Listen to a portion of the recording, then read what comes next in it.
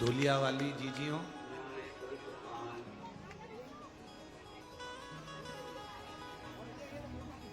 कहीं तुम्हारा पुण्य प्रबल हुआ होगा और तुमने बाबा से कहीं प्रार्थना करी होगी, तब आविष्कार भू से इस कथा को सीहोर से लेकर धूलिया तक कहीं शिव कृपा हुई होगी, तो बिना कृपा के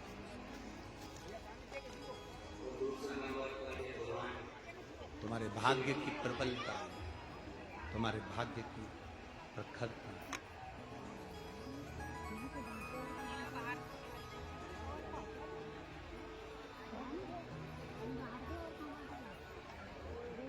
हम कहते हैं जिस नगर में, जिस गांव में शिव महापुराण की, कुबेरेश्वर बाबा की ये परम प्रिय शिव महापुराण ये पोथी पहुंचती है, उस नगर वाले जितना जितना पलक पावड़ा बिछाकर सेवा करते हैं, कई लोग होंगे ऐसे जिन्होंने भंडारे में अन्नदान किया होगा, कोई लोग होंगे जिन्होंने सेवा करी होगी, कोई महेश्वरी समाज हो, अग्रवाल समाज हो, जैन समाज हो, ब्राह्मण समाज हो, दर्जी समाज हो, सिंधी समाज हो, पावलपुर समाज हो, सिख समाज हो, जिन जिन ने जिस जिस रूप में जो जो सेवा की, कोई ने पानी पिलाया होगा, कोई ने भोजन कराया होगा, कोई ने कुछ दिया होगा।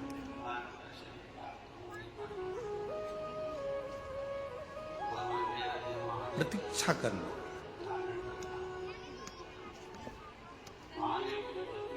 आप दूसरी जगह नहीं जाके बता सकते, तो 2025 में हम वापिस यहां आएंगे।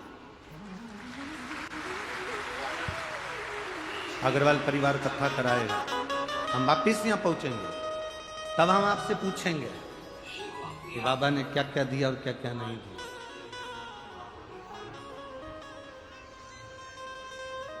वो देता है पर कहता नहीं। दुनिया के लोग देते हैं तो 50 बार कहते हैं, वो देता है पर कहता नहीं।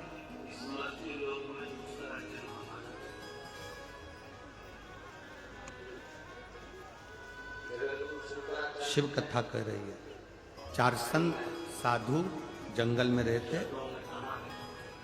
भजन पूजन करते, एक कुएं का पानी भरते, शंकर जी को चढ़ा देते, उसी कुएं का पानी वो संत भी पीते।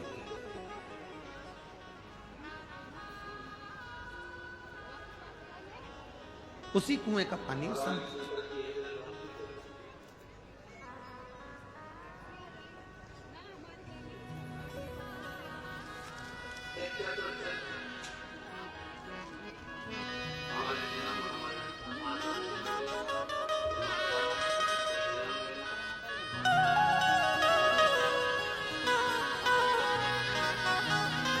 एक राजेंद्र गौरव माली हैं, महाराष्ट्र सिरपुर के, एक निर्माल्य विसर्जन की गाड़ी चलाते हैं।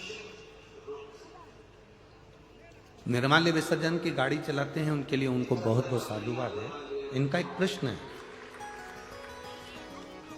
हमारी निर्माल्य विसर्जन की गाड़ी में लोग पुराने फोटो, पुरानी मूर्तियां, मिट्टी की लक्ष्मी जी, गणेश जी, ऐसी प्रतिमाएं, मूर्तियां हमारी गाड़ी में दे देते हैं।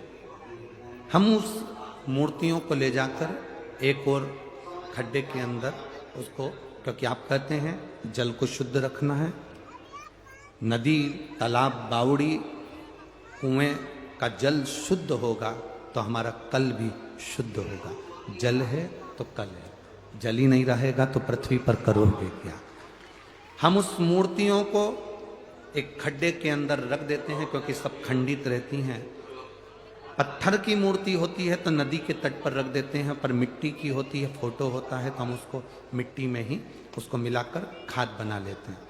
कोई दिक्कत तो नहीं गुरुजी, हमें पाप तो नहीं लगेगा गुरुजी। हम कहते हैं तुम जो पुण्य कमा रहे हो उसके आगे कोई पुण्य नहीं। जिस गांव में, जिस नगर में, जिस क्षेत्र में, जिस शहर में देवताओं की मूर्ति की पूजन करने के बाद गणेश जी की मूर्ति की पूजन कर ली और उसको ले जाके कहीं चौराहे पर, कहीं रोड के किनारे कहीं पर रख दिया। लक्ष्मी जी की पूजन कर कर रोड के किनारे पटक दिया। फोटो हम टूट गए, उनको ले जाकर रोड के किनारे पटक दिया। पड़े हैं, धुआं खा रहे हैं गाड़ी का, लोग पान थूक के जा रहे हैं। लोग वहां पर गणेश जी, लक्ष्मी जी, देवी देवता सब देवियां रखी हुई हैं और मिट्टी की मूर्तियां रखी हैं और वहां से लोग निकल निकल के जा रहे हैं। तुमने फोटो टूटा, पेड़ के नीचे रख दिया। मूर्ति बेकार हो गई, पेड़ के नीचे रख दी। मूर्ति खंडित हो गई, पेड़ के नीचे रख दी। आप जो पुण्य कमा रहे हो उसके बराबर कोई पुण्य नहीं है। उन मूर्तियों को ले जाकर सही जगह पर उसको विसर्जन कर, उसमें गलतता नहीं है। हमसे लोग प्रश्न कर देते हैं, आपने कहां का तरीका लेकर आए कि घर से जल लेकर जाया करो, शिव जी को चढ़ाया करो।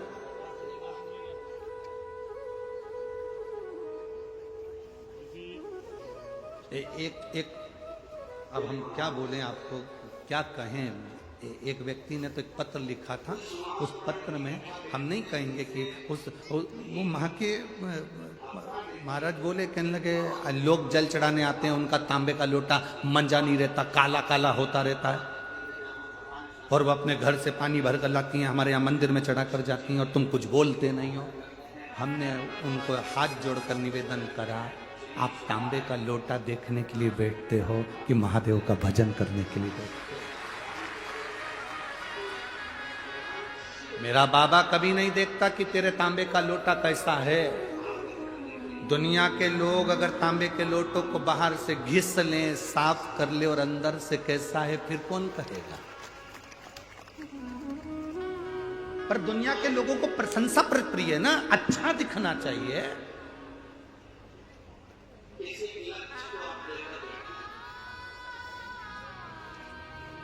अच्छा दिखे उनको।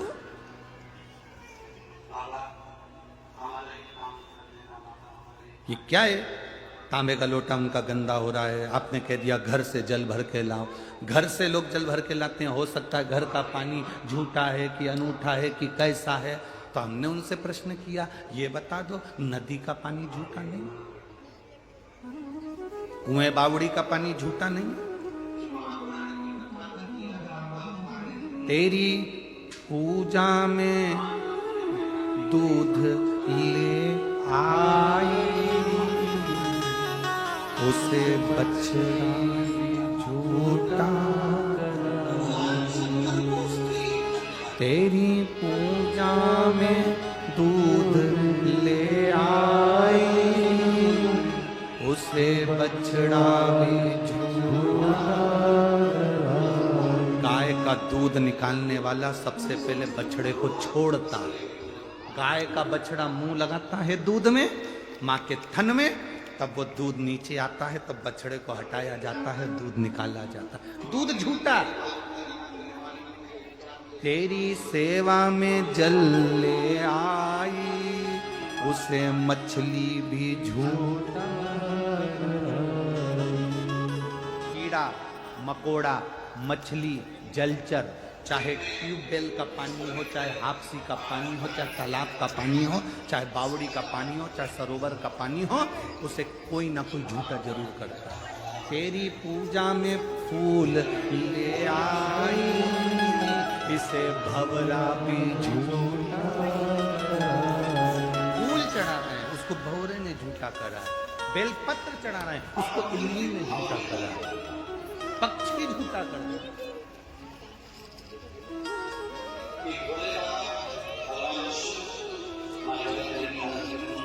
तो किसी ने पूछा जल झूठा है, भगवान स्वीकार करते हैं? हाँ। दूध झूठा है? हाँ, भगवान स्वीकार करते हैं। हाँ। फूल झूठा है, भगवान स्वीकार करते हैं। हाँ। जब इतने बड़े मनुष्य जैसे झूठेले हो भगवान स्वीकार कर रहा है, क्या लगे? बोलो तो रही चीजें सही बात है कि गलत बात है? कितना झूठेला इंसान हो गया आज के जमाने में। बैठता दुकान पे, कहता घर पे। पत्नी पूछ रही कहां तक पहुंचे? बस यहीं तक पहुंच गया हूं, पुल के नीचे ही बस। और मालूम पड़ा 5 किलोमीटर दूर। झूठेला। इतना झूठेला इंसान। पत्नी रोज पति से पूछती है मैं कैसी लग रही हूं। कितना झूठेला पति, रोज कहता है एकदम नंबर 1।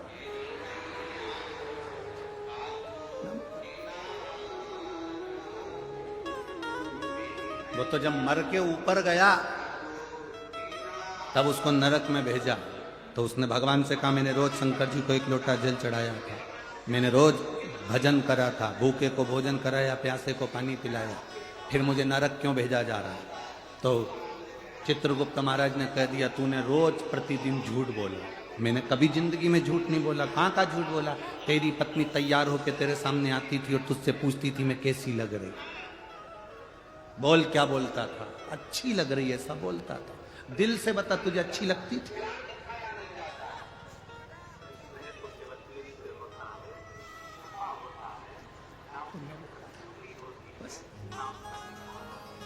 झूठ। कभी कभी अनायास पुण्य हो जाता है, कभी कभी अनायास पाप हो जाता है। एक अनायास पुण्य, एक गाड़ी चलाने वाला एक ड्राइवर मर गया और मरने के बाद सीधे बैकुंठ गया। अब बैकुंठ का दरवाजा बंद था, लाइन लगी हुई थी, सब एक के पीछे खड़े हुए थे। आगे आगे संत भी खड़े थे, साधु सन्यासी पुण्यवान जीव, सब बैकुंठ के दरवाजे पर लाइन से खड़े। ये गाड़ी का ड्राइवर भी वहां जाकर, बस का ड्राइवर भी खड़ा हो गया। जीन्स फटी, चश्मा, चाबी का कीरिंग हिला, मुंह में पान भरा हुआ। इतने में संतों ने देखा उस गाड़ी के ड्राइवर को, तो मन में विचार करा बताओ कैसे कैसे लोग बैकुंठ आ जाते हैं। इनको तो नरक जाना चाहिए। फटी हुई जींस पहन रहा है, चश्मा लगा रहा है, मुंह में पान भरा है, कीरिंग हिला रहा है, इनको तो नरक जाना चाहिए। ये बैकुंठ की लाइन में खड़े तो अपना क्या जा। आगे आगे चले तो दरवाजा खुला। चित्रगुप्त महाराज ने बुलाया, आओ संत अंदर आए, तुम जाओ। सामने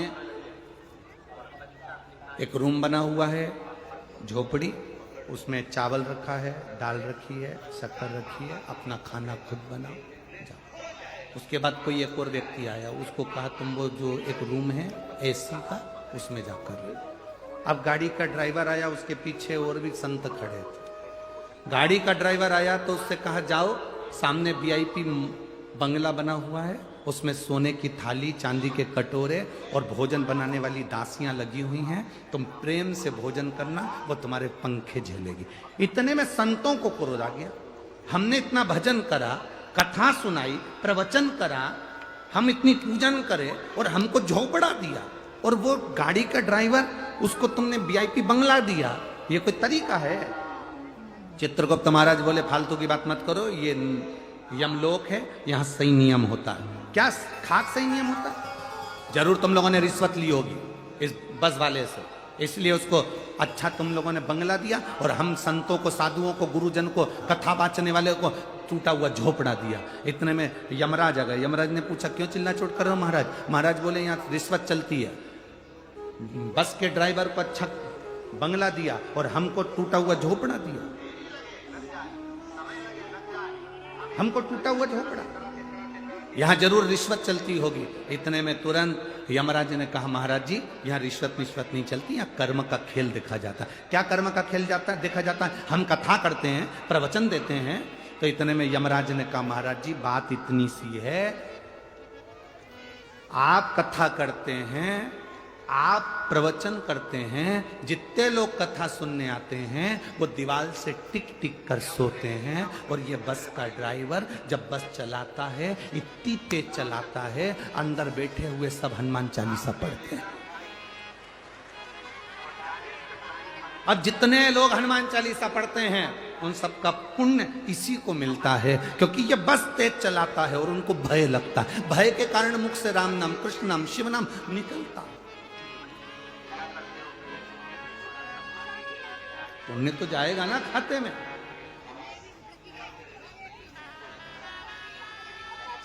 एक यहां पर एक कोई बच्चा है राम बदाने,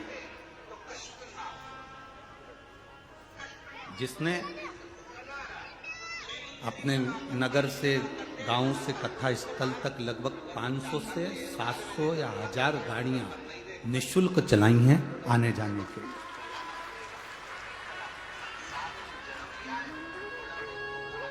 निशुल्क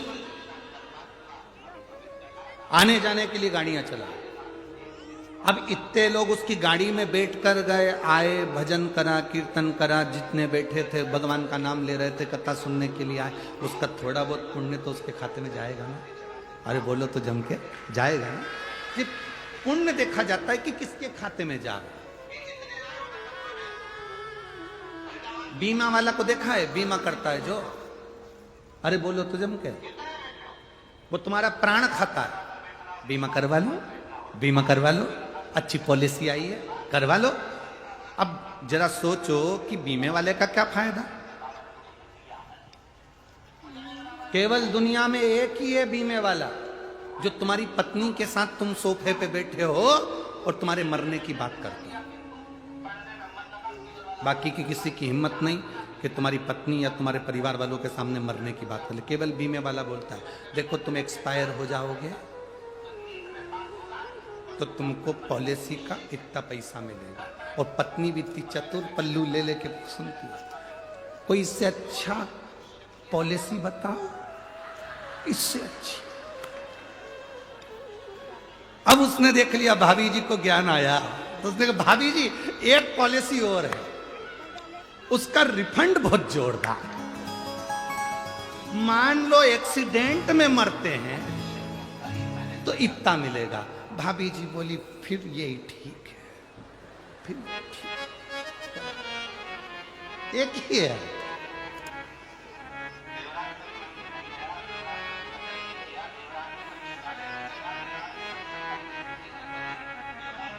अरे भाई बीमे वाले का क्या फायदा होता है? तो कब बीमा करवाते हैं तो उसका जो कुछ 1-8% छोटा सा पैसा उसके खाते में आता है। जो इतने भक्तों को ये दादा बाबू भूसे हों, आविष्कार जी हों, अनूप अग्रवाल जी हों, बाला साहब बदाने जी हों, सुभाष जी भामरे जी हों और चेतन जी मंडोरा जी हों, ये अगर कथा करवाए हैं, इतने भक्त कथा सुन रहे हैं, तो इसका थोड़ा पुण्य इनके खाते में जरूर जाता है। ये निश्चित जो करवा रहा है। अब शिव कथा कर रही है, कुएं का पानी भरा लेगा। अपने मन में ये विचार मत लेकर आना कि हम जल लेकर जा रहे हैं, किसी ने कह दिया घर का पानी ले जाओगे, झूठा रहेगा, ऐसा रहेगा, वैसा रहेगा, उसको कह देना मनुष्य तो पक्का झूठा ही तो है। जब भगवान इस मनुष्य जैसे झूठे व्यक्ति को स्वीकार कर सकते हैं, तो भगवान मेरे घर का एक लोटा जल भी स्वीकार कर सकते हैं। झूठा ही तो मनुष्य है।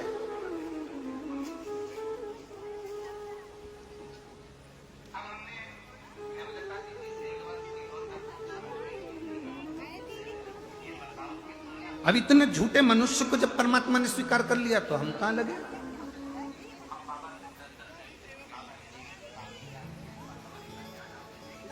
इतने झूठे मनुष्य को अगर परमात्मा स्वीकार कर रहा है तो अपने कहां लगे, कहां पहुंचे? विचार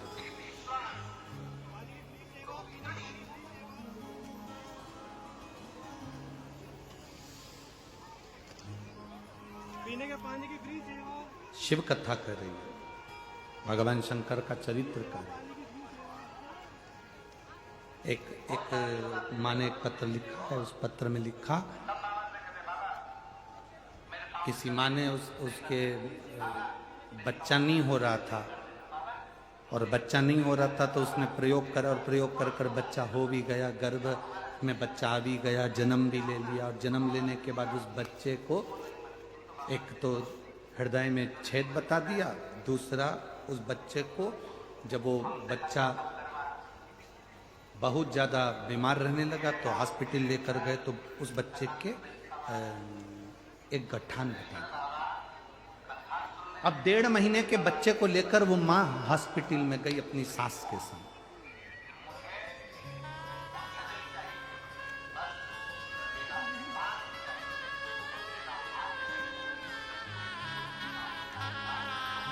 अब उस बच्चे को लेके जब वो हॉस्पिटल में पहुंची,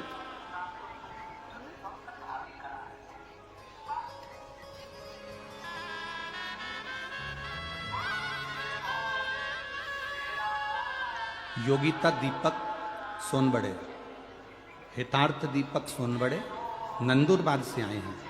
हम हमारी बच्ची को भी लेके आए हैं। गुरुदेव 17 अक्टूबर 2022 को बच्चे ने जन्म लिया था।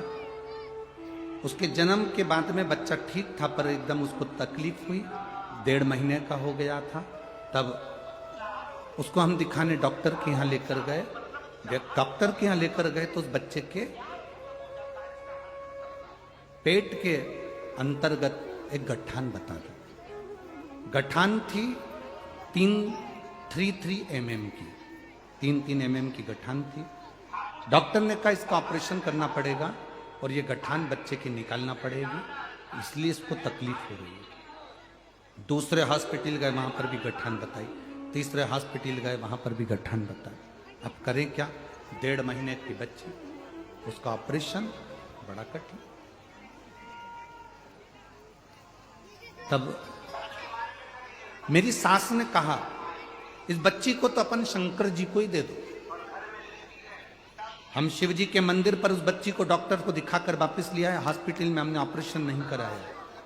रोज शिव जी को जल चढ़ाते, दूध चढ़ाते, उस दूध को लेकर आते, बच्ची को 2 बूंद दूध पिला देते। 1.5 महीने की बच्ची को पानी कहाँ पिलाएं? दूध पिला देते। कटोरी में जो दूध बचता था उस दूध को मैं खुद पी जाती थी। मां लिख रही है उस दूध को मैं पी जाती थी, क्योंकि एक बार गुरुजी आपने कथा में कहा था बच्चा अगर जल नहीं पी सकता तो उस जल को मां पिए। मां के स्तन से जो दूध निकलेगा उस दूध में वो जल मिला हुआ आएगा और बच्चा ठीक होगा। मैंने उस दूध को पीना चालू कर दिया, शिव जी के जल को पीना चालू कर दिया। और गुरुदेव मैं बाबा का क्या गुणगान करूं। हम दूसरी बार बच्चे की जांच कराने के लिए गए तो 22 दिन के बाद मालूम पड़ा कि बच्चे की गठान गल चुकी थी, उसकी गांठ नहीं। 1.5 महीने के बच्चे का ऑपरेशन कराएं तो कराएं कैसे?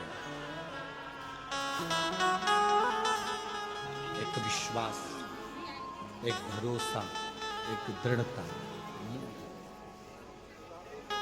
मेरे भोले तेरा सहारा है,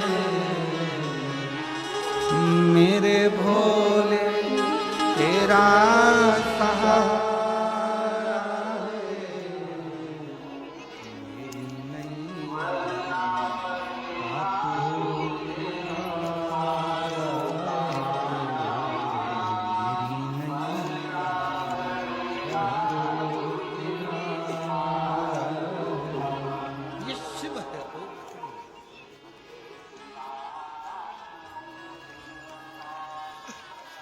नैया इसलिए शुभ कथा अरे लुटा दिया भंडार का कर दिया।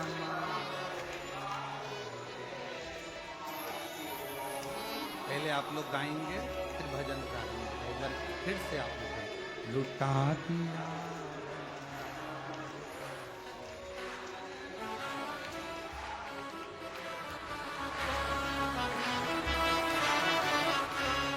लुटा दिया भंडार काशी वाले ने, कर दिया माला माल काशी वाले। ओ लुटा दिया भंडार काशी वाले ने, कर दिया माला माल काशी वाले।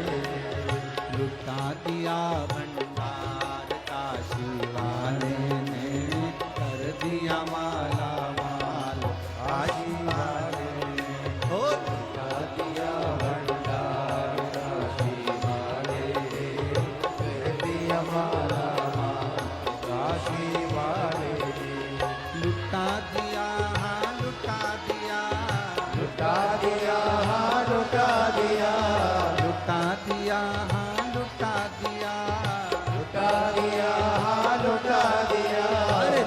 दिया भंडार काशी वाले ने, कर दिया माला माल काशी वाले ने। हो लुटा दिया भंडार काशी वाले ने, कर दिया माला माल काशी वाले ने।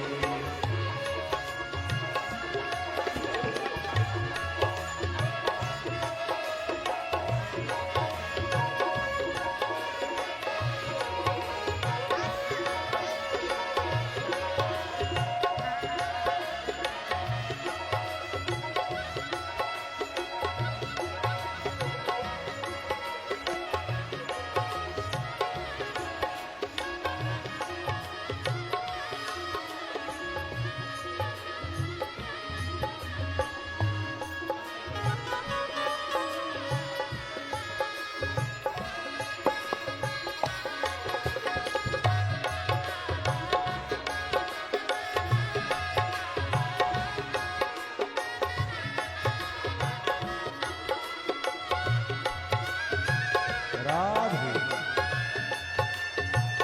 हरि बोल।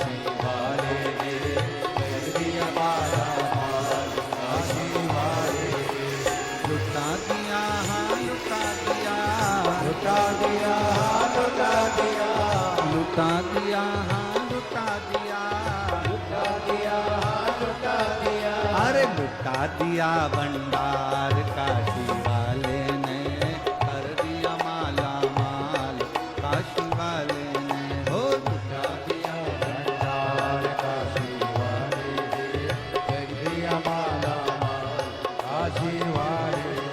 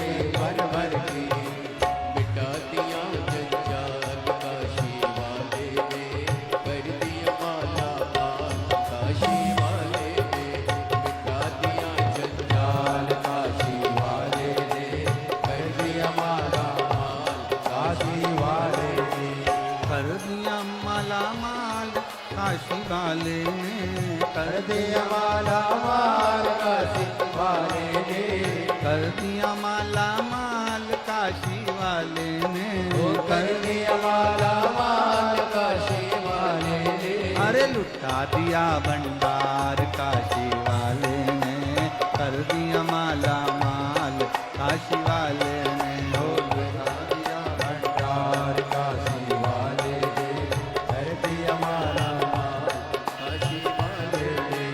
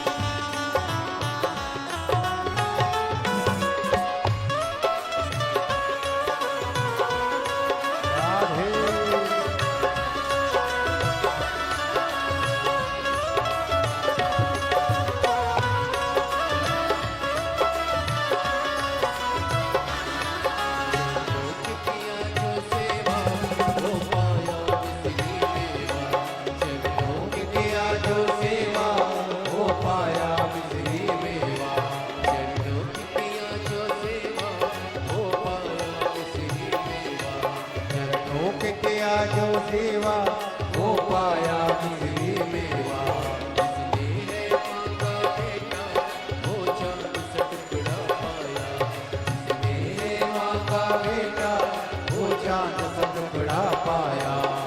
कर दिया फिर खुशहाल काशी वाले ने, कर दिया माला माल काशी वाले ने, कर दिया माला माल काशी वाले ने, कर दिया माला माल काशी वाले ने, कर दिया माला माल काशी वाले ने, वो कर दिया माला माल काशी वाले ने, कर दिया माला माल काशी वाले ने, वो कर दिया माला माल काशी वाले ने, ओ लुटा दिया भंडार काशी वाले ने, कर दिया माला माल काशी वाले ने, लुटा दिया भंडार काशी वाले ने, कर दिया माला माल काशी वाले ने, ओ लुटा दिया भंडार काशी वाले ने, कर दिया माला माल काशी वाले ने, ओ लुटा दिया भंडार काशी वाले ने, कर दिया माला माल काशी वाले ने, ओ कर दिया माला माल काशी वाले ने, कर दिया माला माल काशी वाले ने, कर दिया माला माल काशी वाले ने, कर दिया माला लुटा दिया भंडार काशी वाले ने, कर दिया माला माल काशी वाले ने। लुटा दिया भंडार काशी वाले ने, कर दिया माला माल काशी वाले ने। तो लुटा दिया भंडार काशी वाले ने, कर दिया माला माल काशी वाले ने। लुटा दिया भंडार काशी वाले ने, कर दिया माला माल काशी वाले ने।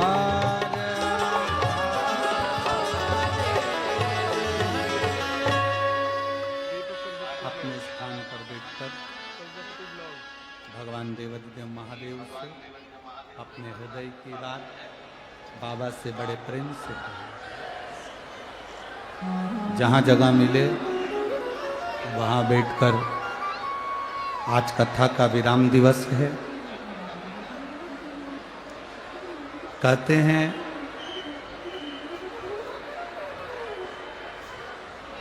मेहमान जाते हैं तो बच्चों को कुछ रुपए देकर पकड़ा कर जाते हैं।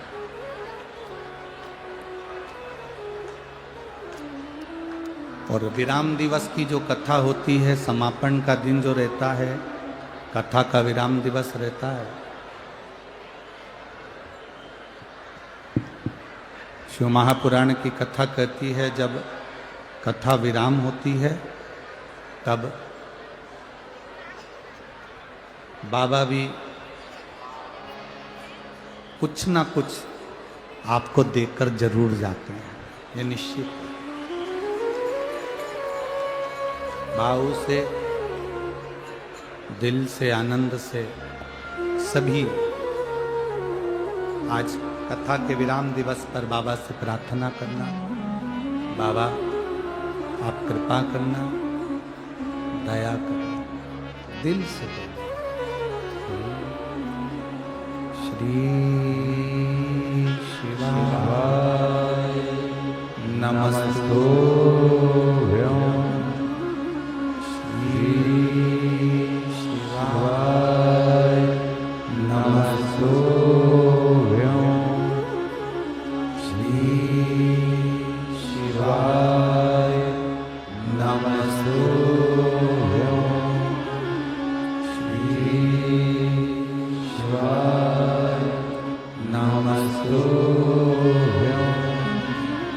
श्री शिवाय नमस्तुभ्यं।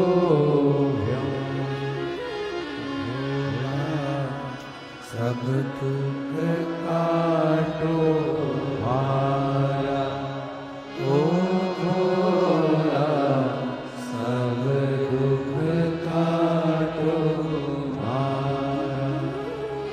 शिव शंकर जपो तेरी माला, भोले बाबा जपो तेरी माला। भोला सब दुख काटो मारा, ओ भोला सब दुख काटो मारा। देश मंगल मंगलकारी, देश मंगल मंगलकारी। शमशान वासी हमारा, शमशान वासी हमारा। ओ भोला सब दुख काटो मारा, ओ भोला सब दुख काटो मारा। शिव कथा कहती है, संतों को रोज कुएं से पानी भरना, शिव जी को चढ़ाना, जल पीना, साधु संत यही क्रम पूजन पाठ का करते। उसी कुएं में एक मेंढक रहता था। वो संतों का सानिध्य करता, रोज संतों का दर्शन करता, संतों का प्रवचन सुनता। एक दिन संत ऋषिजन गुरुजन आते, साधुजन आते, उसके पहले एक सांप पानी में, बहुत जहरीला सांप पानी में गिर गया, मर गया। उसका जो विष था वो पानी में उसने उगल दिया। मेंढक ने देख लिया कि इसमें सांप गया है और वो सांप ने विष उगल दिया। अब मेंढक करे तो करे क्या, उसने इंतजार करा कि संत आएंगे तब उनके सामने मैं पानी में गिर जाऊंगा, तो संत कम से कम इस पानी को लेकर नहीं जाएंगे। संत जैसे ही आए, साधुजन जैसे ही आए, मेंढक पानी में कूद गया तो जहर का पानी था, उसमें मेंढक मर गया, शरीर नीला पड़ गया। संतों ने कहा इस पानी में मेंढक पड़ा है और पड़ते से ही मर गया है। थोड़ी देर बाद संतों ने उस मेंढक को बाहर निकाला तो देखा कि वो मेंढक नीला पड़ गया था जहर के कारण। सांप के जहर से वो मेंढक नीला पड़ गया। तब उनको लगा इस मेंढक ने अपने प्राणों को हमारे लिए त्यागा है। ध्यान लगाकर देखा कि आखिर कारण क्या था, तो उन्होंने ध्यान लगाकर देखा कि वो सांप जहर उगल दिया था पानी में, पानी पूरा जहरीला हो गया था। इसी पानी से शिव जी का स्नान होता था, इसी पानी से संत पानी पीते थे। मेंढक ने हमारे लिए प्राणों को त्यागा। संतों ने मेंढक के ऊपर अपना हाथ की छत्र छाया कर, और मेंढक के ऊपर छत्र छाया कर करता है इस मेंढक को जीवित होना। हमारा तप बल, हमने जो पूजन सेवा अर्चना करी उसका बल सामने आया, मेंढक जीवित।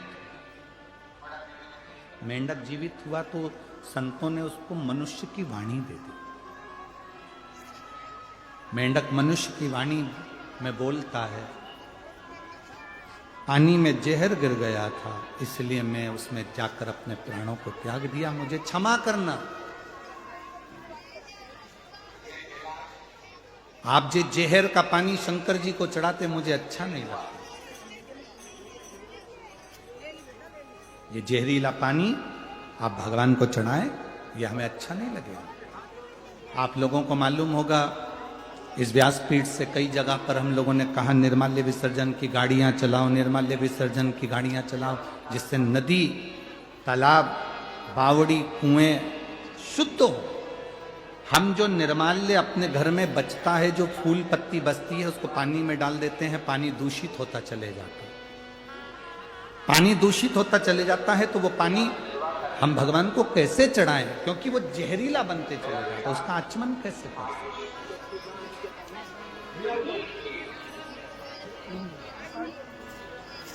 आपको कथाओं के माध्यम से कहा कि अपने घर से एक लोटा जल ले जाया करो, शिव जी को जल चढ़ाया करो, क्योंकि तुमको मालूम है तुम्हारे घर का जल कितना शुद्ध है। हम दूसरी जगह का पानी उठाकर महादेव को चढ़ा रहे हैं, वो पानी में कितना क्या विष मिला है, क्या मिला है, हमको अंदाजा नहीं है। वो कितना दूषित है ये हमको अंदाजा नहीं है। आप में से कोई माता ऐसी है जो भगवान को दूषित जल देती होगी, बेकार पानी देती होगी, कहीं खड्डे का गंदा पानी भरकर चढ़ा देती होगी? कोई नहीं है ना। सब अपने घर से पानी भरकर लेकर जाते हैं, जो पानी वो पीते हैं वो पानी लेकर जाते हैं, जो पानी वो स्वयं पीते हैं वो पानी महादेव को चढ़ाते हैं। पशुपतिनाथ का व्रत तो यहां तक कहता है कि बाजार से मिठाई लाकर पशुपति व्रत नहीं किया जाता। बोलो सही है कि गलत है? घर में खीर बना लो, घर में सीरा बना लो, हलवा बना लो, घर में मीठा चावल बना लो, घर में तुम जो बनाना हो बनाओ, पर घर में बनाओ। इतना शिव जी की पूजन में शुद्धता का ध्यान स्मरण रहता है। तो हम कहते हैं कि घर से जल लेकर जाओ। जैसे मेंढक ने कहा पानी अशुद्ध हो गया था, उसको शुद्ध कैसे कहा? इसलिए मैंने प्राण किया। आप जब निर्माल्य विसर्जन के लिए वाहन चलाते हैं, रथ चलाते हैं, गाड़ियां चलाते हैं, उस समय पर आप नदी को, तालाब को, बावड़ी को शुद्ध कर रहे हैं और वो पानी शिव जी को चढ़ता है तो उसकी पवित्रता का फल हमको भी हमारे खाते में जाता है और हमारी जिंदगी सार्थक होती है। अब मनुष्य की वाणी मिल गई। संतों ने कहा तुमने हमारे प्राण बचाए हैं, महादेव की सेवा के लिए तुमने जल को बचाया, मांगो तुम्हें क्या चाहिए। उस मेंढक ने हाथ जोड़कर कहा मैं क्या मांगू, बस आपका दर्शन हो गया, इससे बढ़कर और क्या चाहिए, इससे बढ़कर और क्या चाहिए। आप अपना घर छोड़ छोड़ कर दूर दूर से आके यहां धूलिया नगर में शिव महापुराण की कथा सुन रहे हो। कोई नासिक में कथा होगी तो कथा सुनने के लिए नासिक वाले वहां पहुंचेंगे। मां गोदावरी के तट पर कुंभ का जहां मेला भराता है पंचवटी में, जिस नासिक में साधु संत सन्यासी तपस्वी साधक उपासक 33 कोटि देवी देवता, जिस नासिक में जिस पंचवटी में स्वयं राम गोदावरी का स्नान करने के लिए तरसते हैं, ऐसी पंचवटी में हमें शिव पुराण की कथा गंगा रूपी मिल जाए, इससे बढ़कर और क्या चाहिए।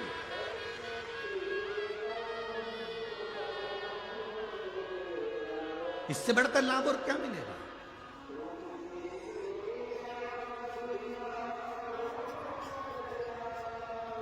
महाराज शिव महापुराण की कथा करें, भगवान शंकर की कथा वर्णन करो, शिव कथा करो।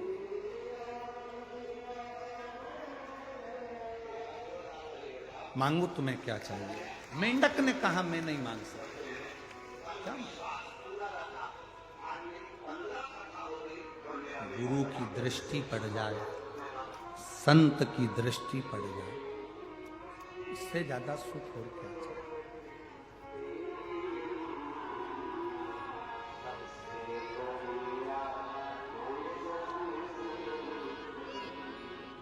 अब संतों ने कहा मांगना तो पड़ेगा, क्योंकि किसी गुरु का जब दर्शन होता है तुम नी भी मांगते तो परमात्मा खुद दे देता है। असली गुरु का यदि दर्शन हुआ है, असली गुरु का यदि दर्शन करा है, तुम नी भी मांगोगे तो भी वो देगा, आप ना मांगे तो भी वो देगा।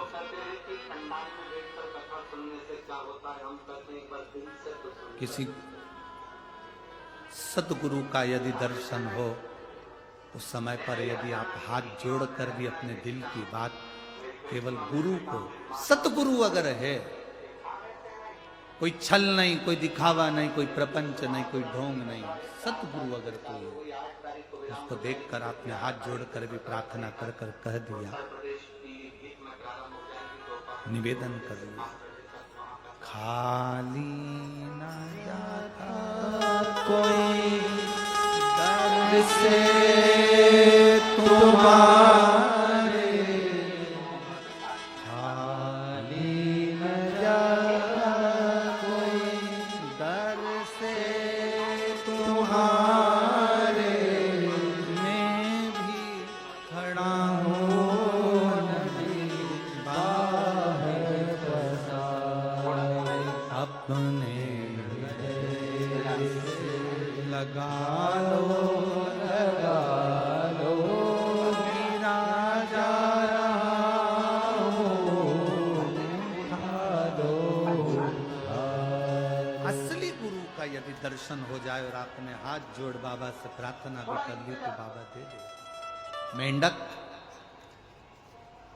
के मन की बात संतों ने पूछी, मेंढक आखिरी में बोला, आखिरी में बोला, मुझे पार्वती जैसा सुंदर बना दो और मेरा विवाह उस व्यक्ति से हो जो शंकर की आराधना में लीन रहता है। मुझे पार्वती जैसा सुंदर बना दो और मेरा विवाह उससे हो जो शिव की भक्ति करता है।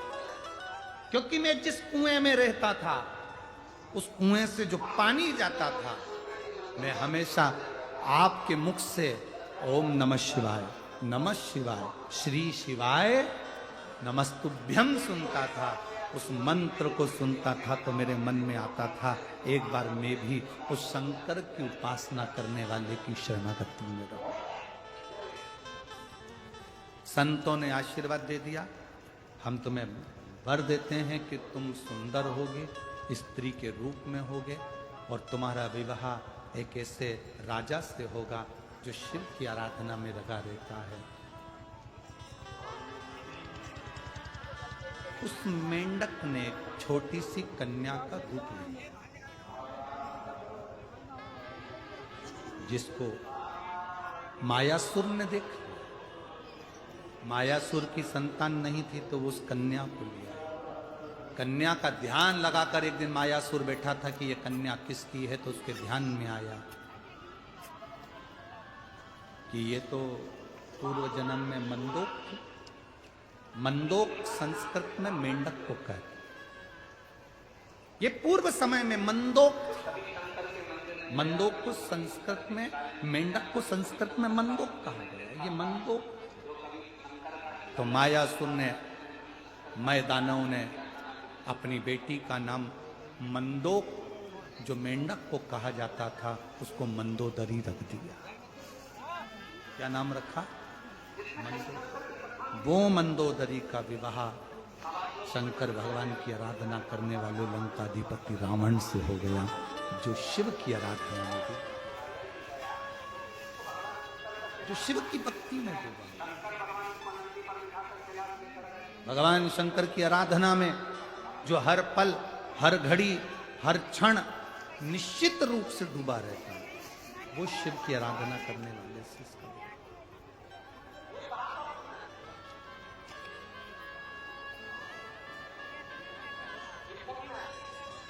और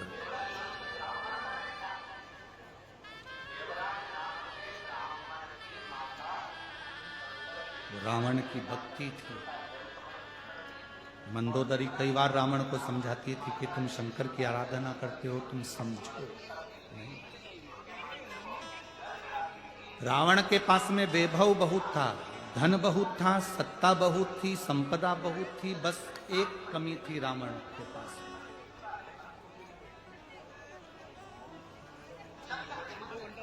रावण के पास में एक चीज की कमी थी। क्या कमी थी रावण के पास में?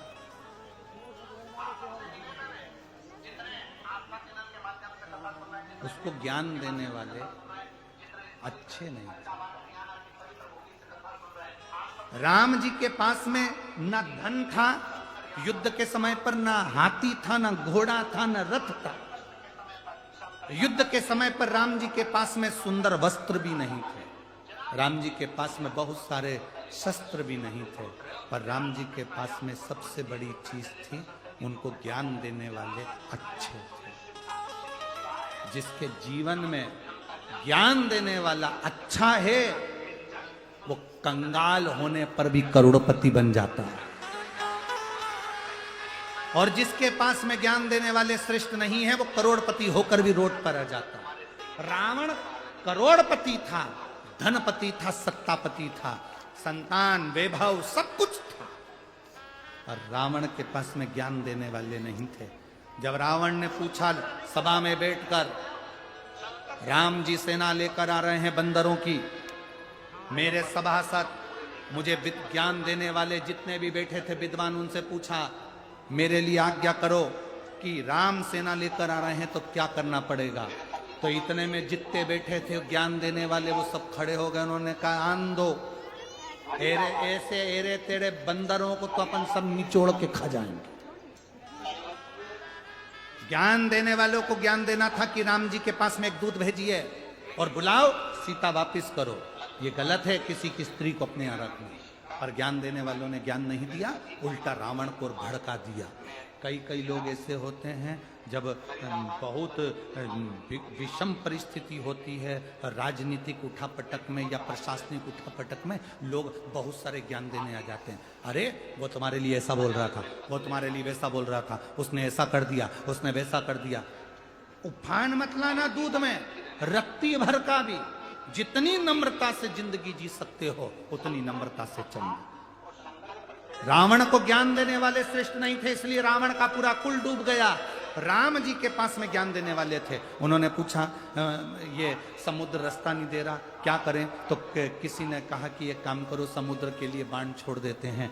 भगवान इतने में जामवंत बोला, इतने में हनुमान जी बोले, क्यों छोड़ना, बाण छोड़ेंगे समुद्र के जीव मर जाएंगे, रहने दो। शंकर जी की पूजन करते हैं, शंकर जी जो आज्ञा देंगे वो करेंगे।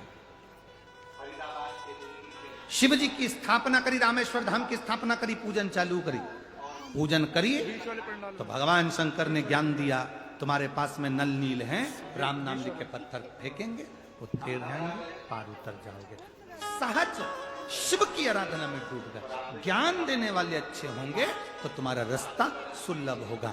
आज जैसे पूरे विश्व में, पूरे संसार में, भारत की भूमि पर ही नहीं, देश विदेश में हमें सुनकर बड़ी प्रसन्नता होती है कि विदेशों में भी पहले शंकर जी के मंदिर नहीं थे, पर अब विदेशों में भी जहां जहां राम और कृष्ण के मंदिर है, वहां शिव जी की स्थापना हो रही है। जब कोई श्रेष्ठ ज्ञान देने वाला मिल जाए और तुम समझ गए कि शंकर जी को जल चढ़ाने का लाभ क्या है, शंकर जी को प्रसन्न करने का लाभ क्या है, शंकर जी को भजन करने का लाभ क्या है, शिव जी को एक बेलपत्र चढ़ाने का फल क्या है, शंकर जी को एक शमी पत्र चढ़ाने का फल क्या है, शंकर जी को एक शहद की बिंदी रखने का फल क्या है, लक्ष्मी जी को एक शहद का एक बिंदी का भोग लगाने का फल क्या है। जिस दिन तुम समझ गए कि बेलपत्र के वृक्ष के छाया में अगर भगवान का नाम लिया जाए तो उसका फल क्या है, बेलपत्र के नीचे दिया लगाया जाए तो उसका फल क्या है, बेलपत्र की मिट्टी से स्नान किया जाए तो उसका फल क्या है, जिस दिन तुम समझ गए उस दिन तुम भटकना छोड़ दोगे, तुम फिर कहीं नहीं जाओगे। बोल बम का नारा है, बाबा एक। मंदोदरी ने, जो वो मेंढक ने वर मांगा था, मुझे पति मिले शिव की आराधना करने की,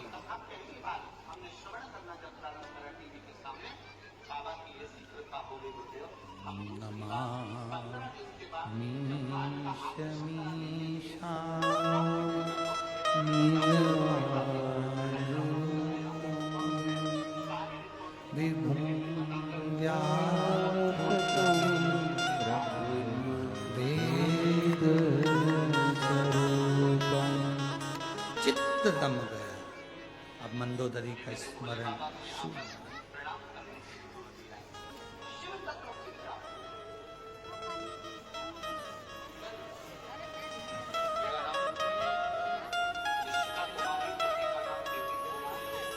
शिव भक्ति।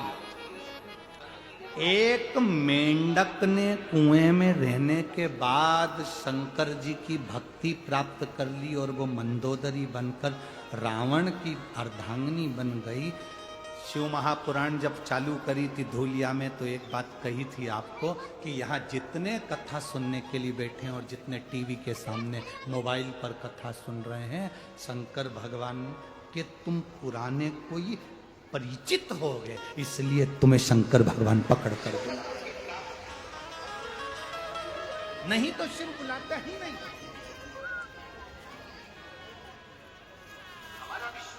अच्छा बोलो, तुम्हारे पड़ोसी की यहाँ शादी है, तुम्हारी रिश्तेदारी अच्छी हो पड़ोसी से, तो वो तुम्हें पत्रिका देगा कि नहीं देगा? अरे बोलो तो जम के, शादी में बुलाएगा कि नहीं बुलाएगा? और तुम पड़ोस में ही रह रहे हो, रोज की लड़ाई हो, रोज का झगड़ा हो, खूब कुड़कुड़ हो, पैसे के पीछे विवाद हो, परिवार के पीछे विवाद हो, पड़ोसी शादी में बुलाएगा? पड़ोसी तो जान दो, तुम्हारा सगा रिश्तेदार नहीं बुलाएगा। संबंध अच्छे होंगे तो कोई तुम्हें शादी में बुलाएगा, संबंध अच्छे होंगे तो कोई तुम्हें बुलौए में बुलाएगा, संबंध अच्छे होंगे तो महिला संगीत में बुलाएगा, संबंध अच्छे होंगे तो कोरोना में 50 लोगों की शादी हुई उसमें तुम्हें बुलाएंगे, नहीं तो कोई नहीं बुलाएगा। संबंध अच्छे होंगे तो कोई बुलाएगा, संबंध अच्छे नहीं होंगे तो नहीं बुलाएगा। तुम जितने कथा सुनने के लिए लाखों की संख्या में बैठे हो, जितने आस्था चैनल पर सुन रहे हो, फेसबुक यूट्यूब पर कथा सुन रहे हो, जितने विदेशों में कथा सुन रहे हो, तुम्हारे संबंध मेरे भोले बाबा से अच्छे होंगे, इसलिए बाबा तुम्हें कथा सुनाएंगे। संबंध बेकार होता तो तुम यहां नहीं पहुंचते, तुम यहां नहीं पहुंच पाते। संबंध अच्छा, और संबंध का ही तो चक्कर है जो ये कथा यहां मिल गई, संबंध का चक्कर।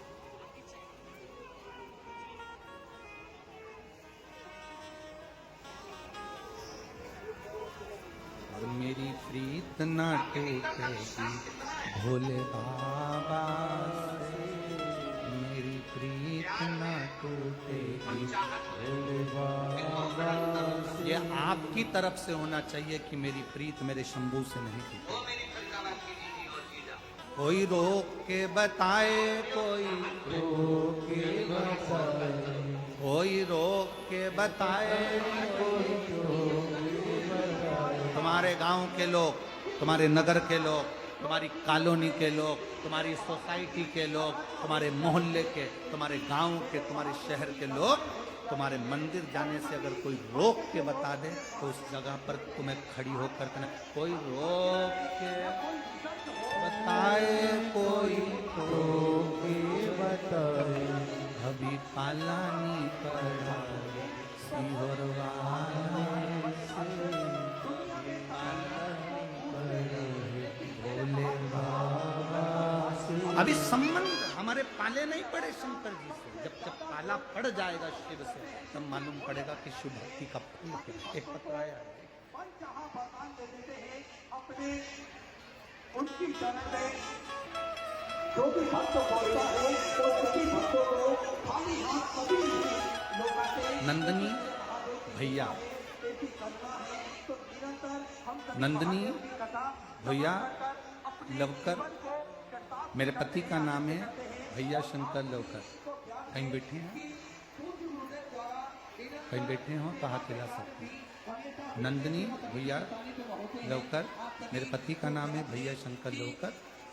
पता सूरत बाईपास चक्कर बर्डी रोड धुलिया। सही बोला है? ठीक है, तुम समझ गए ना? बस मोबाइल नंबर ही है, कहीं बैठी हो तो हाथ हिला सकती हो।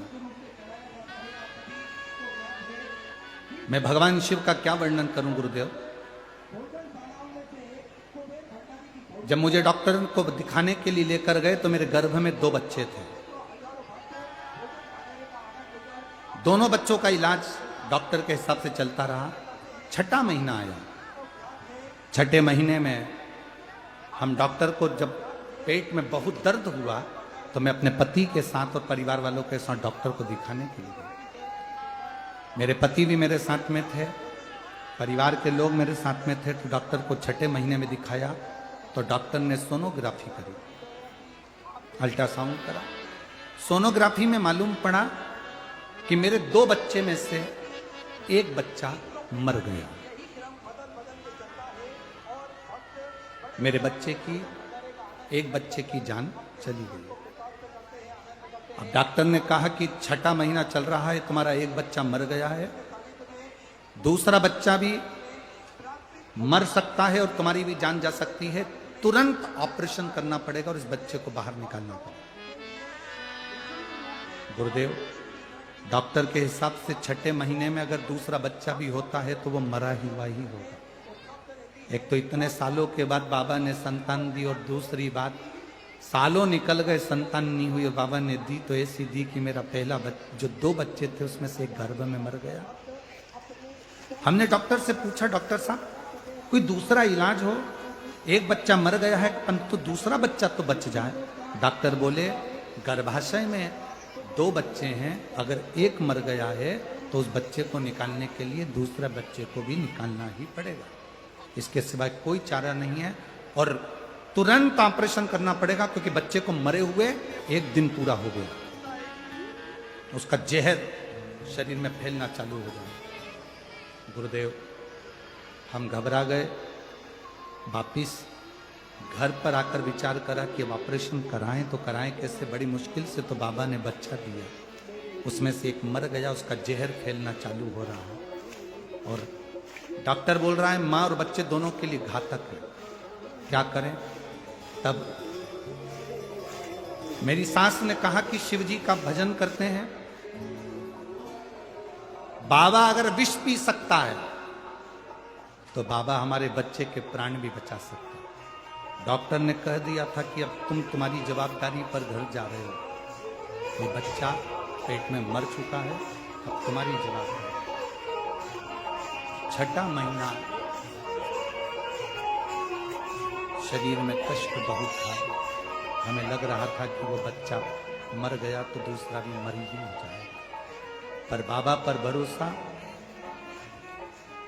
3 महीने जिस मां को मालूम हो कि गर्भ में बच्चा मर गया और तो दूसरा बच्चा भी मरेगा और तुझे भी प्राण जा सकते हैं, 3 महीना कैसे निकाला होगा? केवल एक काम करती थी गुरुदेव, शिव जी के मंदिर में बैठकर 5 बार जया, विषहरा, शामली बारी, दौतली, देव, उस शंकर की 5 लड़कियां आप कहते हो ना जो विष को खींचती है, उनका नाम लेकर पानी पीती थी। और बाबा का मैं क्या गुणगान करूं गुरुदेव, मैंने 9 महीने निकाल दिए। 12/7/2023 को मेरी डिलीवरी हुई तो डॉक्टर भी आश्चर्य में था। एक बच्चा मरा हुआ और एक बच्चा जिंदा पैदा हुआ।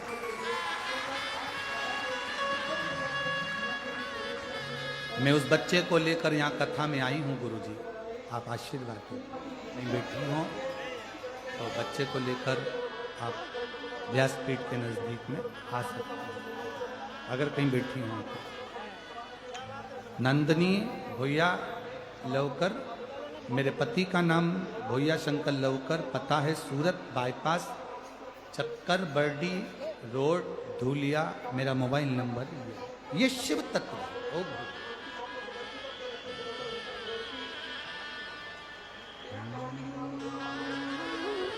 खाली न जाता कोई दर से तुम्हारे, खाली न जाता कोई दर से तुम्हारे, मैं भी खड़ी हो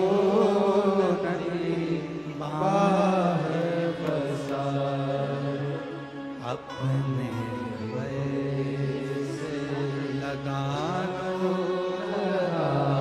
लो, गिरा जा रहा हो, उठा लो, भोले अपने दर से अब तो न तारो, गिरी जा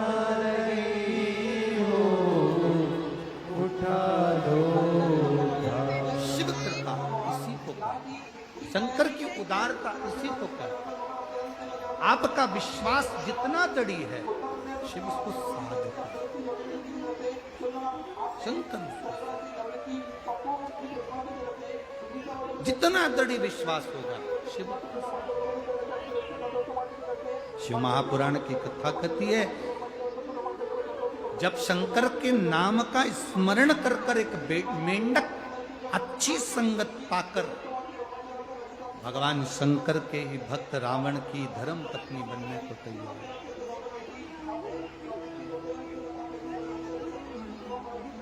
ये विश्वास के साथ शिव महापुराण कहती है आपका विश्वास दृढ़ होना चाहिए, भरोसा। जितना विश्वास पक्का होगा उतना सुख मिलेगा।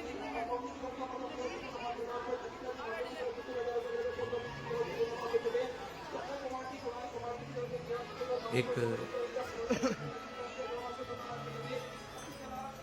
नासिक में कथा होने के बाद एक कथा 28 नवंबर से 2 दिसंबर तक ददरुआ धाम जिला भिंड में होगी।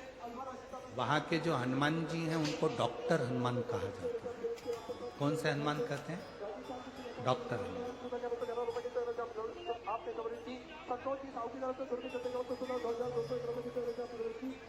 वहाँ के स्वामी जी, महंत जी, संत जी ने कहा महाराज जी डॉक्टर हनुमान जी को कथा सुनना है। 28 नवंबर से 2 दिसंबर वहां दिया गया जंगल में, भिंड के उस जंगल में ददरुआ हनुमान, श्री डॉक्टर हनुमान जंगल।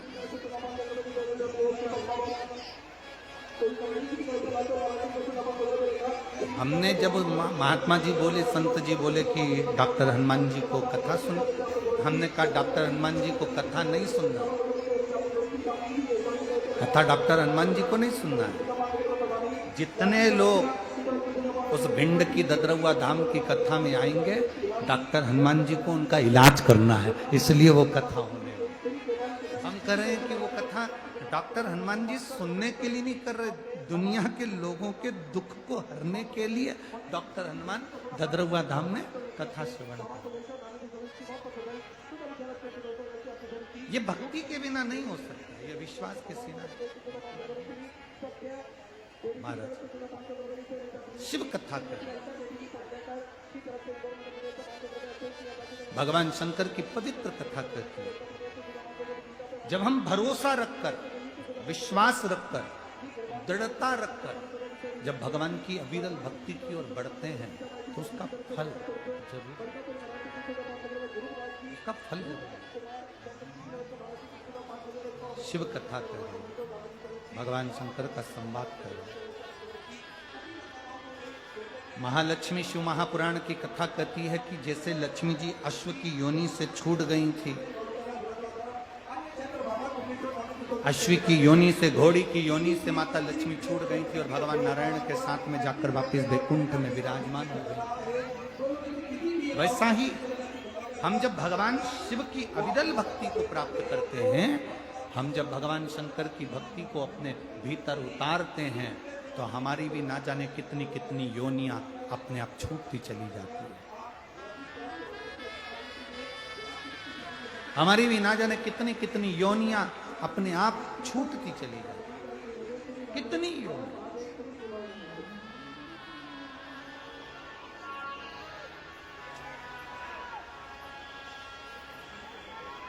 शिव महापुराण की कथा तो यहां तक कहती है, तुमरुका जी जब चंचुला देवी को शिव महापुराण की कथा सुना रहे थे तो चंचुला देवी ने यह प्रश्न खड़ा करा था तुमरुका जी के सामने। तुमरुका जी के सामने यह प्रश्न खड़ा कर दिया था चंचुला देवी ने। तुमरुका जी से कहा था, तुमरुका जी मेरा पति तो